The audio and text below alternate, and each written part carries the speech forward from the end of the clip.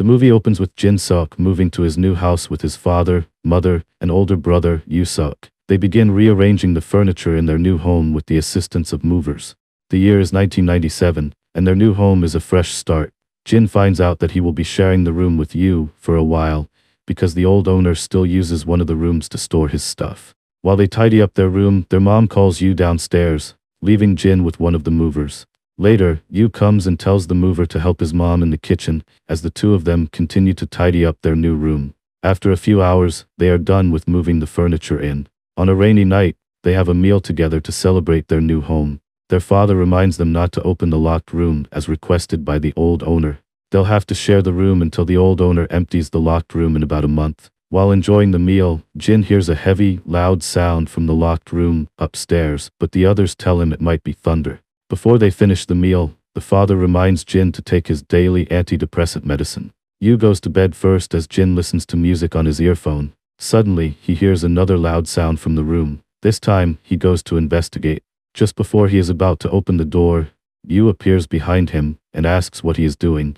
They carefully listen from outside the room, but they hear no sound. Jin still insists that he hears something, so Yoo takes him outside to get some fresh air.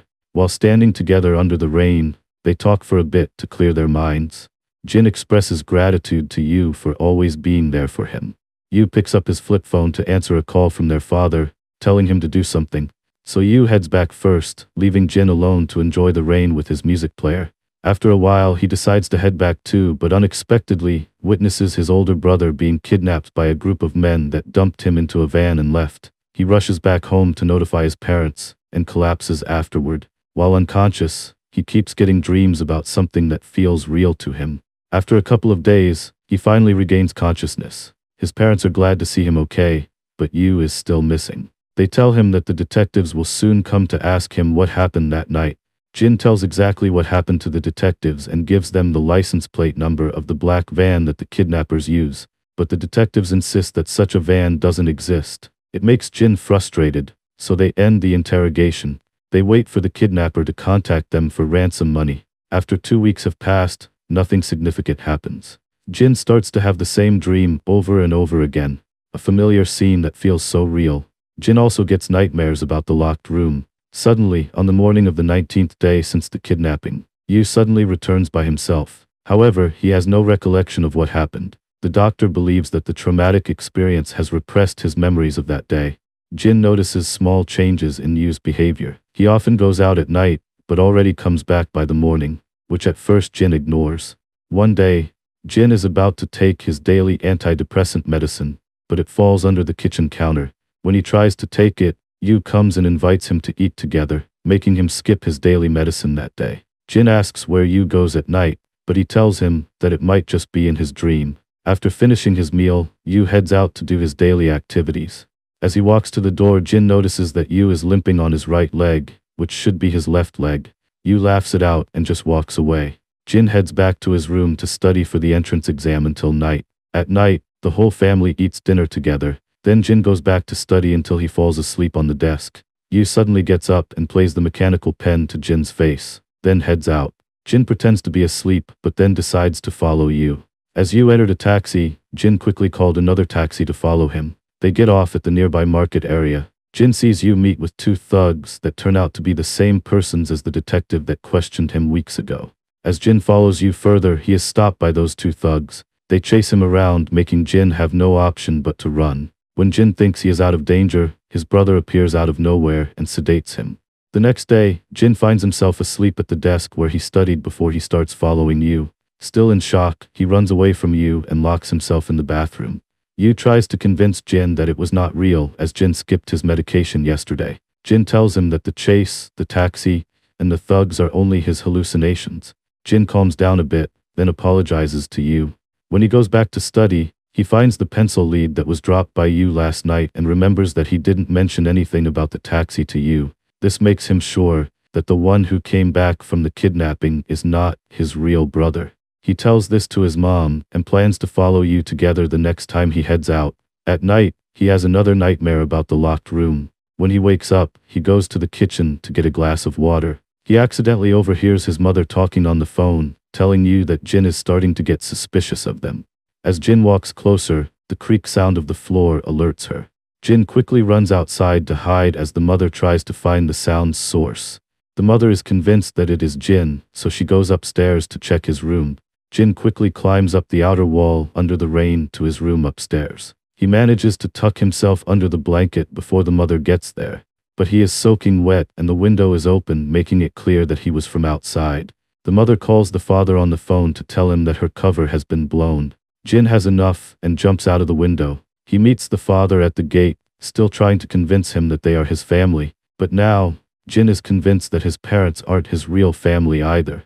Therefore, he runs away and rushes to the nearest police station while being chased by one of the thugs.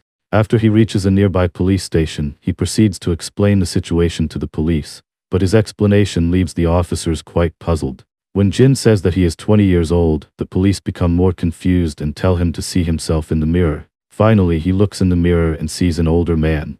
At this point, he realizes that he's not as young as he thought. The year is 2017. Confused and angry, he goes back to the house and goes straight to the locked room. There he finds two mannequins lying down on the floor with fake blood. The family shows up, and Jin demands an explanation.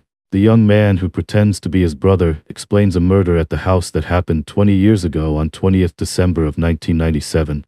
A mother and her teenage daughter were killed. However, the police couldn't solve the case. Several years later, the victim's family hired him to find the killer. After some careful investigation, he was able to determine Jin as the murderer. Therefore, his team kidnaps him and tortures him to obtain a confession. However, he doesn't have any memory of being a killer. As a result, the young man decides to try hypnosis to make him remember. The team creates a new plan to make Jin return to his last happy memory and recreate the events that led to that fateful night. That way, Jin might remember what happened that night. Everything was going according to plan until the police arrested the young man for fraud. They released him 19 days later, which would explain the abduction that Jin witnessed. The mysterious sound from the locked room that he hears is the man's team reconstructing the murder scene. And to keep Jin under hypnosis, they give him the special medicine that he takes daily. Although Jin believes in the story, he reassures that he never killed anyone. At a moment of confusion, he throws himself out of the van to run away. They try to chase him, but end up crashing the van onto a tree. Jin tries to leave the scene, but a truck passes by and hits him in a moment of distraction.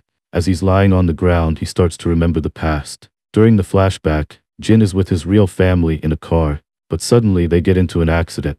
The car accident kills both of his parents and leaves his older brother in critical condition. 6 months later, the doctor tells him that his brother needs surgery. At that time, the country's economy was bad. Being only a high school graduate also doesn't help. He posts a message on an internet forum asking for a job. An anonymous user approaches him and offers him a job. He needs him to kill a woman in exchange for money. Desperate for money, he accepts. The anonymous user provides an address and instructions on how to enter the house. Jin is ordered to kill the woman and leave her 2 children unharmed. Inside the house, Jin starts to have second thoughts and is about to leave. However, the woman approaches him. When she sees Jin holding a knife, she screams. He tells her not to scream, which she abides by. However, the daughter walks downstairs and sees him. She panics and runs upstairs to hide. Jin goes after her and accidentally stabs her. Seeing the wounded daughter, the mother screams, making Jin panic and stab her. Right before Jin leaves the house, a little boy appears. Jin tells him to go to bed, counts to 110, and waits for his mom. The boy does as he's told. As Jin walks outside, he looks at the family portrait and realizes that the house belongs to his brother's doctor. Jin meets up with the anonymous user. As he suspected, it was his brother's doctor. The doctor explains that he needs his wife's life insurance money to keep their kids out of the street due to the economic crisis. The doctor is furious when he finds out that Jin killed his daughter too. He tries to throw Jin from the rooftop, but he slips and falls to his death during the fight. The flashback is over and Jin regains consciousness at the hospital. The young man that pretends to be his older brother is waiting for him there. He is about to inject poison into Jin's IV when Jin finally confesses to the murder. He remembers every single detail now and tells him the truth. While Jin tells him the story, the young man reveals to him that he was the little boy on that night. He suffers a lot when he grows up in an orphanage and can't enjoy the insurance money as his relatives took everything away. The young man asks Jin who is the one who told him to kill his mother. He suspected his own father as he registered a bunch of insurance just before his mother's death, but Jin lies to him, telling him that it was his own doing. The man can read past Jin's lies and walks away with the bitter truth that he had suspected all along. The young man leaves the room to jump out of a window, while Jin injects himself with poison.